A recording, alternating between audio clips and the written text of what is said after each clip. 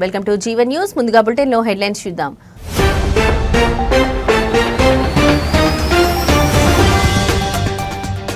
పెద్ద మొత్తంలో చెల్లింపులు చేసే వారికి గుడ్ న్యూస్. యూపీఐ లిమిట్ భారీగా పెంపు.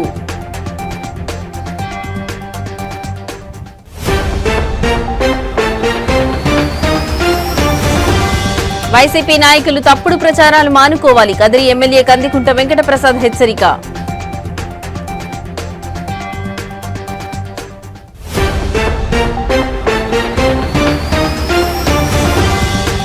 యూరియా కోసం రోడ్డెక్కిన రైతులు. సత్యసాయి జిల్లా కలెక్టరేట్ ఎదుట అన్నదాతల ధర్నా.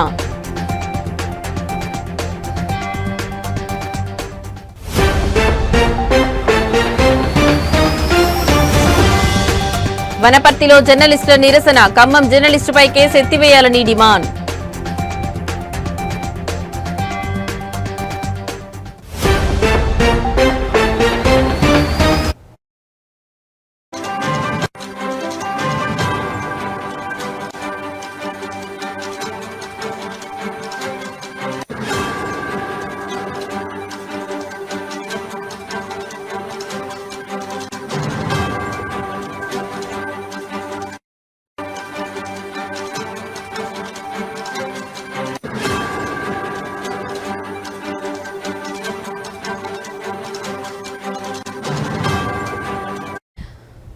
రైట్, ఇక బ్రేకింగ్ న్యూస్ చూస్తున్నాం. యూపీఐ ద్వారా పెద్ద మొత్తంలో చెల్లింపులు చేసే వారికి శుభవార్త. తరచూ లావాదేవీల పరిమితి సమస్యను ఎదుర్కొనే వారికి national payments corporation of India ఊరట కల్పించింది.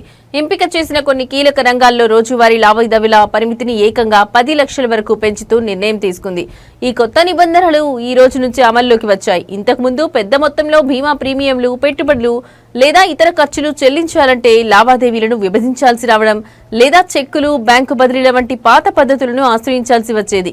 ఈ ఇబ్బందులను తొలగించి అధిక విలువైన లావాదేవీలను డిజిటల్ బాట పట్టించేందుకే ఈ మార్పులు చేసినట్లు ఎన్పీసీఐ స్పష్టం చేసింది. అయితే ఈ పెంచిన పరిమితులు కేవలం వ్యక్తుల నుంచి వ్యాపారులకు చేసే చెల్లింపులకు మాత్రమే వర్తిస్తాయి.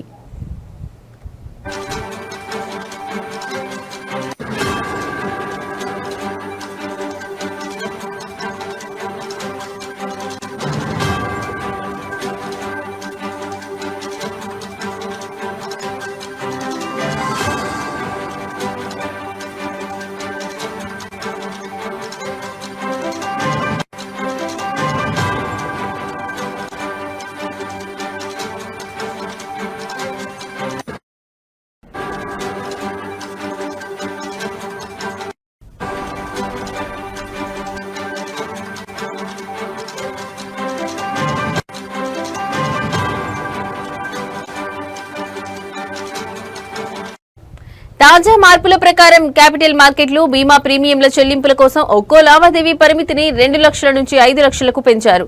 ఈ విభాగాల్లో ఒక రోజులో గరిష్టంగా 10 లక్షల వరకు చెల్లించవచ్చు. అలాగే రుణ వాయిదాలు, ప్రయాణ బుకింగ్లు, ప్రభుత్వ ఈ మార్కెట్ ప్లేస్ లావాదేవీల కోసం కూడా ఒక్కో లావాదేవీ పరిమితిని 5 లక్షలకు పెంచారు. క్రెడిట్ కార్డు బిల్లుల చెల్లింపులకు ఒక్కో లావాదేవీకి 5 లక్షల వరకు అవకాశం కల్పించగా రోజువారీ పరిమితిని 6 లక్షలుగా నిర్ణయించారు.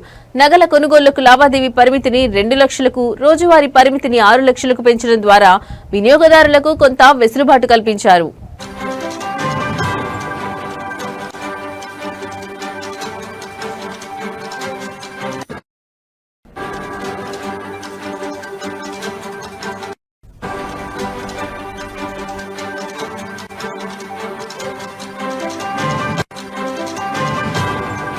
అయితే వ్యక్తుల మధ్య రోజువారీ లావాదేవీల పరిమితిలో ఎలాంటి మార్పు చేయలేదని, అది యథాతథంగా 1 లక్షగానే కొనసాగుతుందని ఎన్పీసీఐ స్పష్టం చేసింది. ఈ పెంచిన పరిమితులు కేవలం ధృవీకరించబడిన వ్యాపారులకు చేసే చెల్లింపులకు మాత్రమే వర్తిస్తాయని, ఇది లావాదేవీల భద్రతను మరింత పెంచుతుందని నిపుణులు చెబుతున్నారు.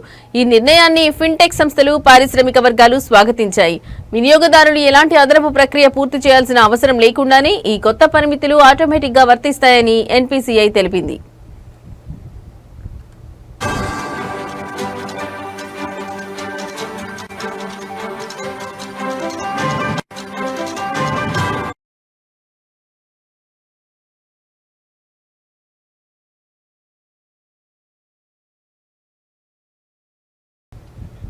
నెల్లూరు జిల్లాకు మొదటి మహిళా సూపరింటెండెంట్ ఆఫ్ పోలీస్ గా అజిత వెజన్ల బాధ్యతలు స్వీకరించారు. గంజాయి రహిత జిల్లాగా నెల్లూరుని మార్చడమే తన ప్రధాన లక్ష్యమని ఈ సందర్భంగా ఆమె తెలిపారు. తెనాలికి చెందిన అజిత వెజన్ల తల్లిదండ్రులు హైదరాబాద్ లో ఉద్యోగస్తులు కావడంతో ఆమె ప్రాథమిక విద్య అక్కడే సాగింది. నెల్లూరులో ఇంటర్ చదివిన అనంతరం చెన్నై ఐఐటీలో మెకానికల్ ఇంజనీరింగ్ పూర్తి చేశారు. అనంతరం అమెరికాలో ఎంఎస్ చేసి కొంతకాలం ఉద్యోగం చేశారు. సివిల్ సర్వీసులపై ఆసక్తితో స్వదేశానికి తిరిగి వచ్చి హైదరాబాద్ సెంట్రల్ యూనివర్సిటీలో పీహెచ్డీ చేశారు. 2015లో ఆమె ఇండియన్ పోలీస్ సర్వీస్ కు ఎంపికయ్యారు. ఆమె భర్త ఐపీఎస్ అధికారి రాహుల్ దేవ్ సింగ్ ప్రస్తుతం విజయవాడ రైల్వే ఎస్పీగా పనిచేస్తున్నారు.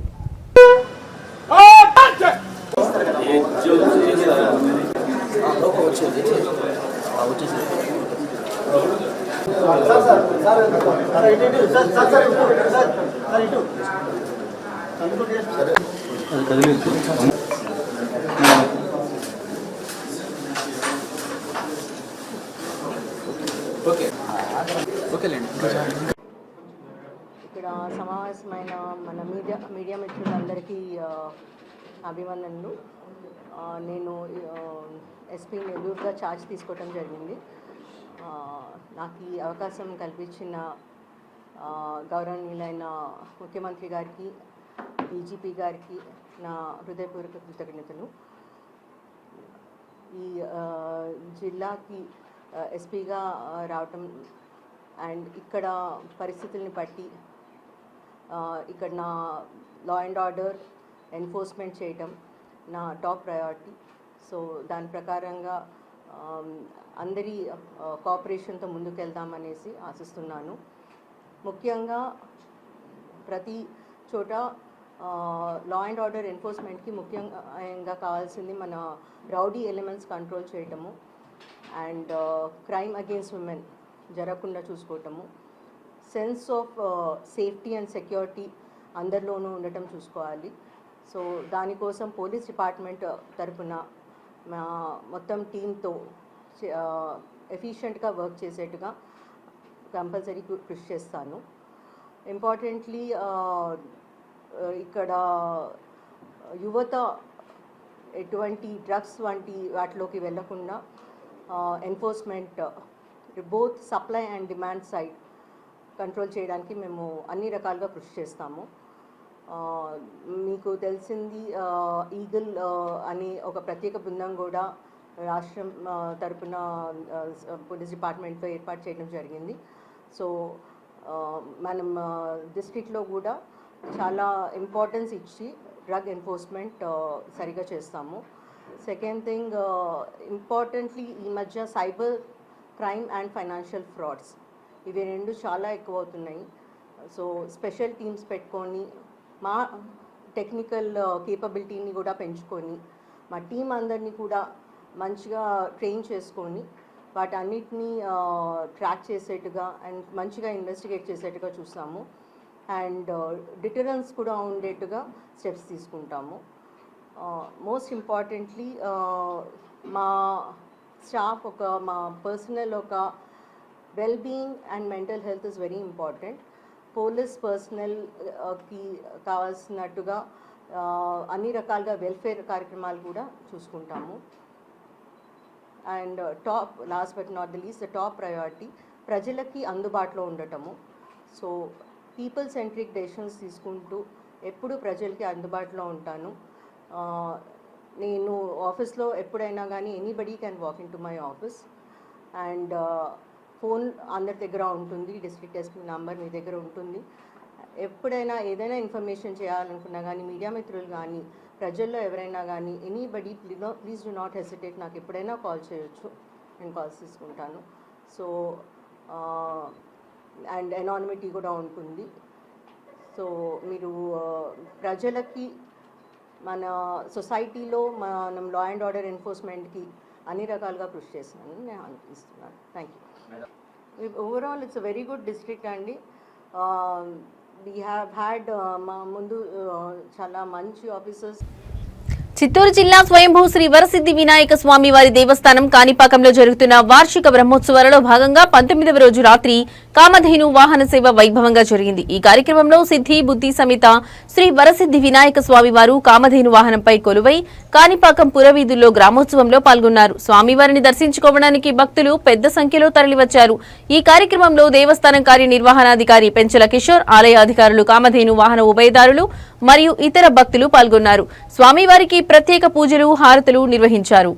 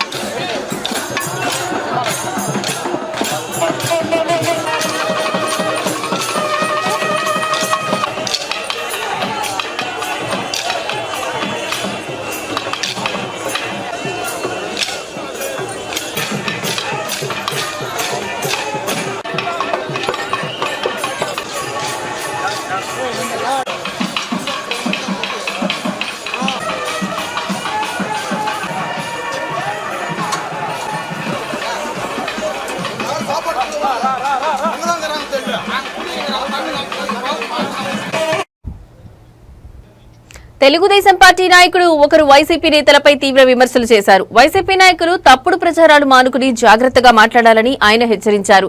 తాము రోడ్డుపైకి వచ్చి మాట్లాడేందుకు వైసీపీకి అవకాశం ఇస్తున్నామని, కానీ గత 5 ఏళ్లు తమ పాలనలో ఒక్కరోజు కూడా ప్రజా సమస్యలపై మాట్లాడేందుకు వైసీపీకి అవకాశం ఇవ్వలేదని, సిగ్గు మానం ఉంటే గుండెల మీద చేయి వేసుకుని ఆలోచించుకోవాలని ఆయన అన్నారు. జగన్మోహన్ రెడ్డి ప్రజలు సంతోషంగా ఉంటే ఓర్చుకోలేరని, మహేష్ బాబు సినిమాలోని విలన్ లాగా ఇతరులు ఏడుస్తుంటే నవ్వే సైకాలజీ కలిగిన వ్యక్తని ఆయన విమర్శించారు. డాక్టరేట్ కోసం ప్రయత్నిస్తున్న మాజీ మంత్రి ఉషశ్రీ చరణ్ మెడికల్ కాలేజీలపై మాట్లాడిన తీరు హాస్యాస్పదంగా ఉందని టీడీపీ నాయకుడు అన్నారు. తాము నిర్మించిన రోడ్లపైనే ప్రయాణిస్తున్న ఆమెకు తాము చేసిన అభివృద్ధి కనిపించడం లేదా అని ప్రశ్నించారు. 23 కేసులు పెట్టినారు. ధర్నాలు చేస్తే ప్రజా సమస్యల మీద గలమిప్పాలంటే హౌస్ అరెస్ట్, ఇళ్లలే పోలీసులు వచ్చి కూర్చునేవాళ్ళు. మీ ఇళ్లలోకి ఏమన్నా పంపిస్తానమ్మా? ఈరోజు మాజీ మంత్రి ఉషశ్రీ చరణ్, మీరు కట్టిండే మెడికల్ కాలేజీలో అసలు పిల్లర్స్ వేసేది వదిలేస్తే గుంతలు పడి నీళ్లుంటే దాంట్లో పోయేసి స్నానాలు చేయమన్నట్లు రాజకీయం చేసి చూస్తారు. మీకు తెలిసిన రాజకీయం అది ఆడమనిషి, అందులో డాక్టరేట్ కోసం ప్రయత్నం చేస్తాను. హాఫ్ నాలెడ్జ్ అని మాట్లాడుతాను. నీకు ఫుల్ నాలెడ్జ్ ఉంది కదా, ఒండిగోళ్ళు కనపడలేదా? కదిరికి వచ్చినావు, చెప్పాపేట కూడా గాండ్లపేట పోయినావు, అభివృద్ధి లేదని మాట్లాడతావు. మేమేసిన రోడ్డు మీద పోయినావు తల్లి. నువ్వు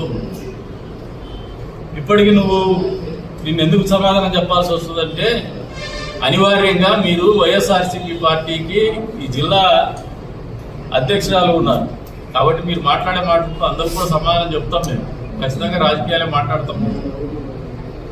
మీ కళ్ళగా నీళ్లు కనపడలేదా? మళ్ళీ ఏదో వేదికగా పిలుస్తుందంట. అంటే ఇది ఒక ప్రహసనం అయిపోయింది. ఎట్లా లేయేది కాదు, పోయేది కాదు, లేస్తే మంచిది కాదని అసలు వీడు లేసేది లేదు, వాడు పెట్టేది లేదు. ఈ రకమైన ధోరణితో రాజకీయాలు చేయాలనుకుంటే ఇంకా మూర్ఖపాలు వచ్చింది. మీకు హాఫ్ నాలెడ్జే మేడం, మీకు ఫుల్ నాలెడ్జ్ అయితే లేదు. ఇదంతా half knowledge, outdated politician strategy. కాంటెంపరీలో జెన్జీ వచ్చేసింది తల్లి. నువ్వు జెన్జీ కాదేమో. జెన్జీ దగ్గరికి వచ్చినప్పుడు they are more productive, they are more realistic and they are more materialist. వాస్తవాలే మాట్లాడతారు, వాస్తవంలో బతుకుతారు, వాస్తవాలే ఆచరిస్తారు, ఉత్పాదకతను పెంచుకుంటారు. వాళ్ళకి ఇచ్చిన టాస్క్ని వితిన్ నో టైం కంప్లీట్ చేసేటువంటి జనరేషన్ ఉన్నటువంటి పరిస్థితి.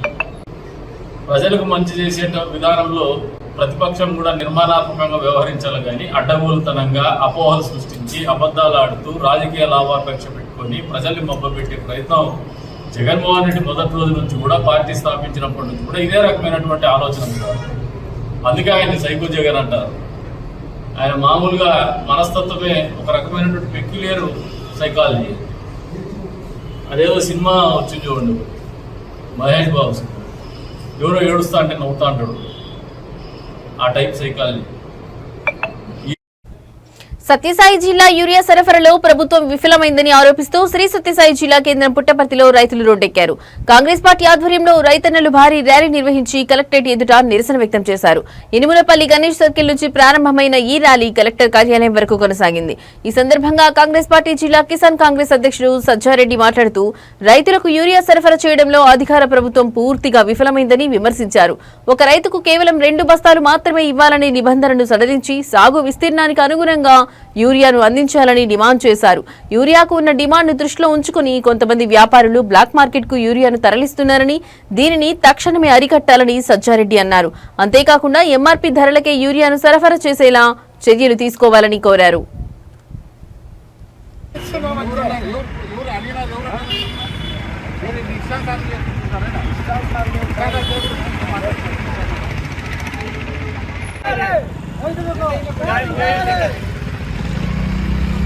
రైతుల సమస్యలను రైతులకు నష్టపరిహారాన్ని రైతులకు నష్టపరిహారాన్ని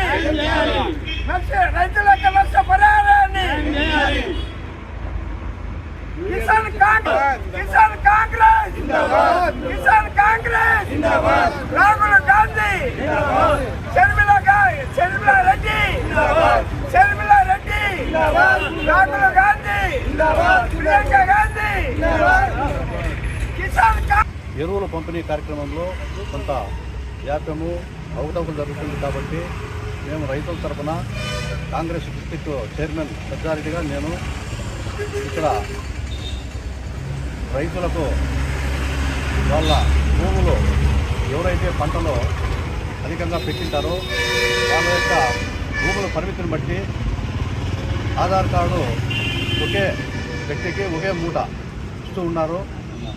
అది కాకుండా ఆ భూమి పరిమితిని బట్టి వాళ్ళకి ఎంత కావాలంటే అంత కూడా యూరియాలు పంపిణీ చేసేదానికి మేము కలెక్టర్ దగ్గరికి వచ్చి మేము వనపర్తి జిల్లా TUWJ 143 యూనియన్ అధ్యక్షుడు అల్లెం నారాయణ పిలుపు మేరకు వనపర్తి జిల్లా కేంద్రం రాజీవ్ చౌరస్తాలో జర్నలిస్టులు నల్ల బ్యాడ్జీలు ధరించి నిరసన తెలిపారు. ఈ నిరసనకు యూనియన్ జిల్లా అధ్యక్షుడు బక్షి శ్రీధర్రావు నాయకత్వం వహించారు.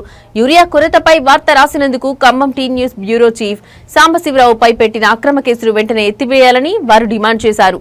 నిరసన అనంతరం జర్నలిస్టులు జిల్లా కలెక్టర్ ఆదర్శ్ సురభికి వినతి పత్రం అందజేశారు. యూనియన్ జిల్లా అధ్యక్షుడు బక్షి శ్రీధర్రావు మాట్లాడుతూ రైతుల యూరియా కొరత సమస్యపై వార్త రాసినందుకు సాంబశివరావుపై పోలీసులు కుట్రపూరితంగా నాన్ బెయిలబుల్ కేసు నమోదు చేయడాన్ని తమ సంఘం తీవ్రంగా ఖండిస్తుందని చెప్పారు. జర్నలిస్టుల స్వేచ్ఛను అణచివేసే ఈ చర్యను ప్రభుత్వం వెంటనే ఉపసంహరించుకోవాలని ఆయన డిమాండ్ చేశారు. సమాజంలో జర్నలిస్టులది కీలక పాత్ర ఉంటుంది. అందులో భాగంగానే జర్నలిస్టులు ఎప్పటికప్పుడు ప్రజా సమస్యలను ప్రభుత్వం దృష్టికి తీసుకుపోయే కార్యక్రమాన్ని నిర్వహిస్తూ ఉంటారు. అది వారి విధి నిబంధనలో విధి నిర్వహణలో ఒక భాగం కాబట్టి, అదేవిధంగా ఈ మధ్య రైతులు ఏదైతే ఎదుర్కొంటున్నారో యూరియా సమస్యను, ఆ సమస్యపై పత్రికల్లో రాస్తున్న విలేకరులను ప్రభుత్వం టార్గెట్ చేస్తుంది. ముఖ్యంగా పోలీసులు ప్రజాస్వామ్యాన్ని అపహాస్యం చేస్తూ జర్నలిస్టులపై కేసులు పెట్టేందుకు ఏమాత్రం కూడా జంకటం లేదు. కాబట్టి ఏదైతే అక్రమ కేసులను జర్నలిస్టులపై నమోదు చేస్తున్నారో వాటిని వెంటనే ఎత్తివేయాలి. అదేవిధంగా మన జిల్లాలో కూడా ఇలాంటి కేసులను చాలామంది కూడా తప్పుడు ఫిర్యాదులు ఇవ్వటం, వారిపై కేసులు నమోదు చేసేందుకు పోలీసులు కూడా ఆసక్తి చూపడం అనేది చాలా దారుణమైన అంశము. కాబట్టి ఇలాంటి సంఘటనలు ఏమైనా ఉంటే పూర్తిగా విచారణ జరిపి సంబంధిత జర్నలిస్టులతో పూర్తి వివరాలు సేకరించి ఏదైతే ప్రజాస్వామ్యానికి వ్యతిరేకంగా జర్నలిస్టులు వ్యవహరిస్తే తప్ప కేసులు నమోదు చేసే హక్కు ఎవరికి కూడా లేదు. కాబట్టి ఇటు పోలీసులు కానీ అటు రాజకీయ పార్టీల నాయకుల ఒత్తిళ్లు కానీ జర్నలిస్టులపై ఉంటే జర్నలిస్ట్ లోకం కూడా ఒక్క తాటిపైకి వచ్చి ఇలాంటి సంఘటనలను తీవ్రంగా ఖండించడమే కాకుండా జర్నలిస్టుల ఐక్యతతో చాలా అంటే ఏదైతే అన్యాయం ఉందో అన్యాయాన్ని ఎదిరించేందుకు మేమంతా కూడా ఒక్క తాటిపైకి వస్తామని చెప్పి సందర్భంగా తెలియజేసుకుంటున్నాం. కాబట్టి ఈ అక్రమ కేసులను వెంటనే తొలగించాల్సిన బాధ్యత పోలీస్ శాఖ పైన ఉంది. అదేవిధంగా ప్రభుత్వం కూడా ఎక్కడైతే సమస్యలు ఉన్నాయో ఆ సమస్యలపై ప్రజల దృష్టికి తీసుకునేందుకు పత్రికల్లో. సంగారెడ్డి జిల్లా కంది గ్రామంలోని పల్లె ప్రకృతి వనంలో సిమెంట్ పలకలు పాతి అడ్డంగా పెట్టారని గ్రామ సెక్యూరిటీ గార్డ్ కు ఫిర్యాదు అందింది. ఈ ఫిర్యాదుపై గ్రామ పంచాయతీ కార్యదర్శి వెంటనే స్పందించారు. గ్రామ కార్యదర్శి గ్రామ పంచాయతీ సిబ్బందితో కలిసి పల్లె ప్రకృతి వనాన్ని పరిశీలించారు. అనంతరం మాట్లాడుతూ ఈ విషయాన్ని ఉన్నతాధికారుల దృష్టికి తీసుకెళ్తామని తెలిపారు. పల్లె ప్రకృతి వనాన్ని కాపాడాలని గ్రామస్తులు కోరుతున్నారు.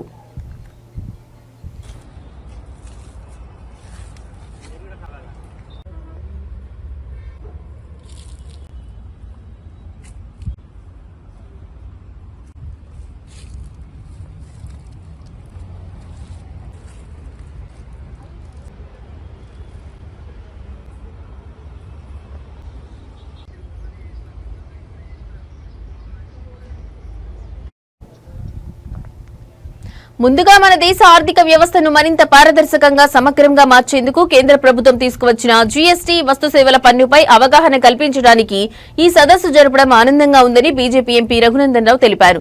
ఈ సందర్భంగా ఆయన మాట్లాడుతూ మన దేశంలో ముందు చాలా రకాల పన్నులుండేవి. Excise, VAT, sales tax, service tax ఇవన్నీ వ్యాపారవేత్తలకు గందరగోళం, రెట్టింపు పన్ను భారాన్ని కలిగించేవని, ఇవన్నీ తొలగించి ఒక దేశం ఒక పన్ను ఒక మార్కెట్ అనే లక్ష్యంతో జీఎస్టీ ప్రవేశపెట్టబడిందని అన్నారు. పారదర్శకత పన్నులు ఎక్కడి నుంచి వస్తున్నాయి, ఎక్కడ ఖర్చు అవుతున్నాయన్నది స్పష్టంగా తెలుస్తుందని అన్నారు. మన చిన్న వ్యాపారులు భయపడాల్సిన అవసరం లేదు. జీఎస్టీలో కాంపోజిషన్ స్కీమ్ ద్వారా టర్నోవర్ తక్కువ ఉన్న వారికి సులభమైన విధానాలు, తక్కువ పన్ను రేట్లు అమలు చేస్తున్నారు. ఇది వ్యాపార అభివృద్ధికి తోడ్పడుతుందని అన్నారు. దీపావళి పండుగని రెండోసారి ఇప్పటికే ప్రజలకు అందించినటువంటి ప్రభుత్వం నరేంద్ర మోడీ గారి ప్రభుత్వం.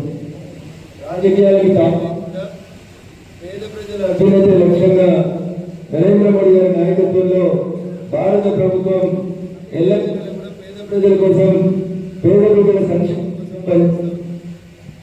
దాంట్లో భాగంగా మొట్టమొదటిసారిగా నరేంద్ర మోడీ గారి నాయకత్వంలో ఈసారి బడ్జెట్ ప్రవేశపెట్టినప్పుడు చాలా మంది అనుకుంటారు కాంగ్రెస్ చాలా గొప్పగా చేస్తుంటే మన్మోహన్ సింగ్ ఉండగా ఇట్లయింది అట్లయింది అని అనుకుంటారు.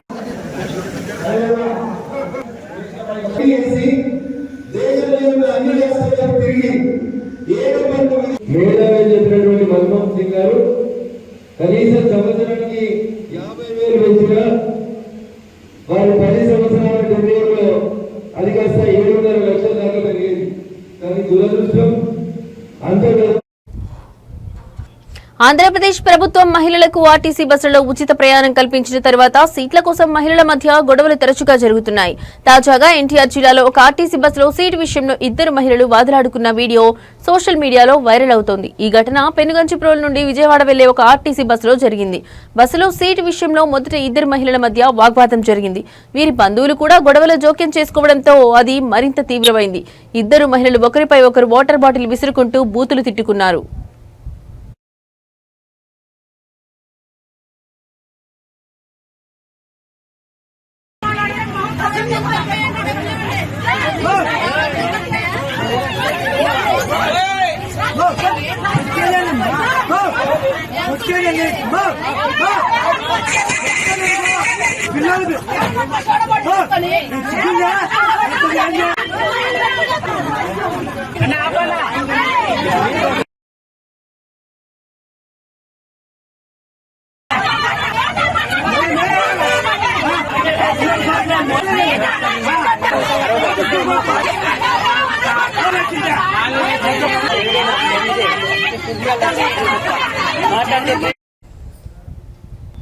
పల్నాడు జిల్లా చిలుకలూరుపేటలోని వివేకానంద కాంప్లెక్స్ లో సెప్టెంబర్ 13న నిర్వహించిన కార్యక్రమంలో ఖమ్మంలోని నేచర్ యానిమల్ కేర్ సెంటర్ కు చెందిన శ్రీమతి పద్మా యాదవ్ కు ఉత్తమ జాతీయ శ్రీ సాయి ప్రజాసేవ రత్న పురస్కారం 2025 అందజేశారు.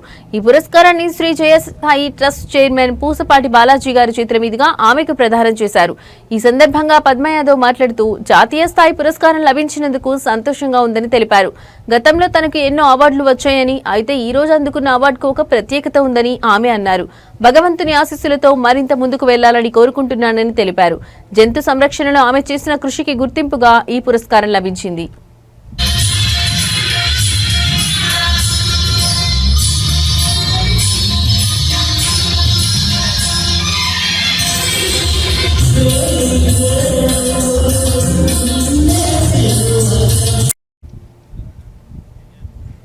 ఇవి ఇప్పటివరకు నా బులెటిన్ అప్డేట్స్. నమస్తే.